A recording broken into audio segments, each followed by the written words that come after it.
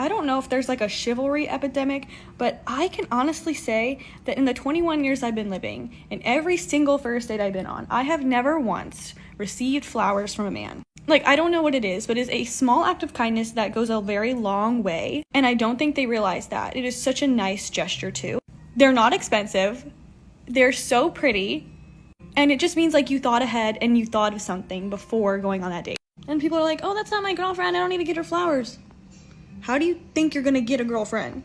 If it was really about guys buying you flowers, then guys would be delivering truckloads to you. You'd have a whole garden that same day. The reason why guys don't is first because you're rewarding the ones who don't buy you them with more dates or your holes, and second, it has no bearing in that decision if you want to go on another date with them. At best, you'll get, oh, that's sweet, but you've already made your decision, and the flowers had no sway one way or another. If you want people to do a certain thing, you need to reward that thing. Flowers don't get you moist. That's why there's a big emphasis on look maxing and not buying you flowers, because that is what gets them the results they want. If you're mad about not getting the thing you want, well then that's on you for not rewarding the people who are doing it. Because I'm sure most women have got at least some gift from somebody on their first date, and I'll bet my Bears tickets are not with them. And even if this was some silver bullet solution, you would still find some excuse like they weren't expensive enough, or the bouquet wasn't big enough, or there was some secret hidden meaning in the flowers. And we know this because we already have something like that going on right now, and that is with the first date not being expensive enough. If they don't take you to a certain restaurant or franchise, then they're already marked for scrap, and the same thing would be applied to the flower thing. It would just become this arms race of approved flowers. Meanwhile, it has no decision if you're going to pick that guy or not, just like what the restaurant thing does now. You can take her to one of those approved restaurants, but it really doesn't improve your chances, other than just to get another free meal out of you. Meanwhile, she has another date right after with a guy she actually likes. She is right that chivalry's dead, but that's because you guys are smashing guys who don't have any. You made it this epidemic by not rewarding guys who are doing it. They'll just get their fell for it again award pin and show them the cuck chair. Women like this are just as delusional as the trad cons when it comes to this, believing in old practices that clearly don't work anymore, because if they did, guys would be doing that and not getting leg lengthening surgery or do so much gear their heart explodes by 35. So no, getting flowers or gifts isn't the solution, and at the very best, unless you're attractive or rich, it will only get you an honorable mention. Because today, unless you're attractive, rich, or both, that's probably the only way you're going to get a girlfriend who doesn't have something wrong with her, like fat, ran through, single mom, or something like that. Immediate gift gifting is either for simps or people in sugar baby arrangements, and will in no way up your chances. And you don't even have to take my word for it, just look at women's choices. The gift givers are usually at the back of the line, because on paper that's what they say they want, but in reality they don't. And women like her are a great example of it, saying what they want and then doing the exact opposite. If you want guys to bring you gifts, well, you better start dating and smashing them. Otherwise, this advice is just as useful as have you tried wearing a clean shirt.